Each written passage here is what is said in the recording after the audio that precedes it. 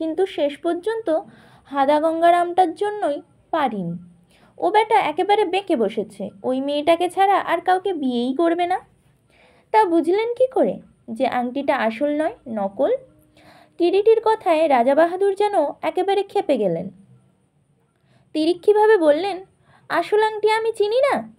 আজ 24 বছর ধরে যে আংটিটা আমি ব্যবহার করছি, দেখুন না। বলতে বলতে আঙুল থেকে আংটিটা খুলে কিরিটির সামনে এগিয়ে দিতে দিতে বললেন, সাপের চোখের পাথর দুটো কি হীরা?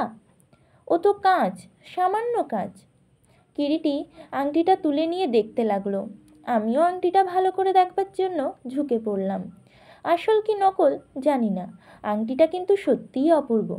দুটো সাপ পরস্পরকে পেঁচিয়ে উঠেছে। একটি সাপের মাথা আরেকটি সাপের মাথার পাশাপাশি। দুটি সাপের বাইরের দিকের একটা করে চোখে পাথর বসানো। এটা নকল? হ্যাঁ হ্যাঁ, বললাম তো আপনাকে। তাছাড়া দেখুন না, আংটিটা দেখলেই বোঝা যায় একেবারে নতুন, ভিতরের দিকে একটুও ক্ষয় হয়নি। সত্যি রাজা বাহাদুরের কথাই ঠিক, শয়তানটাকে আমি ছাড়িনি, প্রাসাদেই আটকে রেখেছি। আমি স্থির নিশ্চিত ও ছাড়া আংটিটা আর কেউ নেয়নি, নিতে পারে না। ওর গহর থেকে আংটিটা আপনাকে উদ্ধার করে দিতেই হবে। যত টাকা আপনি চান আমি দেব, কিন্তু... না না মিস্টার রায়, আপনি আর কোনো কিন্তু করবেন না। আংটিটা আপনাকে উদ্ধার করে দিতেই হবে। ধরুন, আপনার অনুমান যদি সত্যিই হয়, নায়েবজি যদি আংটিটা চুরি করে থাকেন, সেটা কি আর তিনি কাছে রেখেছেন? তার বাড়িঘর দোর সার্চ করলেন না কেন?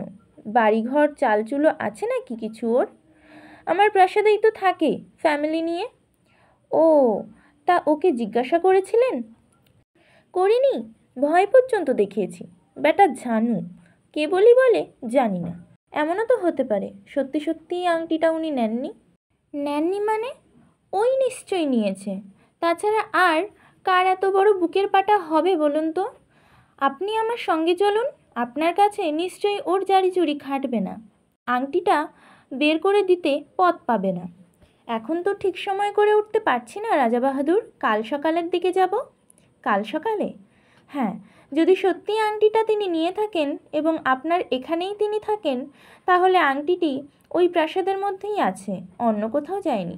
আর আংটিটা ওর কাছে থাকলে খুঁজে বের করে নিতে এমন কিছুই কষ্ট হবে না। হ্যাঁ, ভালো কথা। আপনি যে আমার কাছে এসেছেন উনি তা জানেন কি? না, গুণাক্ষরেও কাউকে জানতে দিইনি সেই কথা। বেশ, তবে সেই কথাই রইল। আপনি এখন যান, কাল সকালে আমি যাব। পরের দিন প্রত্যুষেই আমরা নবীপুর স্টেটের দিকে রওনা হলাম। বুঝে উঠতে ঠিক পারছিলাম না, আংটিটা যদি সত্যি সত্যিই সেই ভদ্রলোক চুরি করে থাকেন, তবে সেটা কিরিটি কী করে খুঁজে বের করবে, কেমন করে? ছোট্ট একটা আংটি খুঁজে বের করা কি এতই সহজ?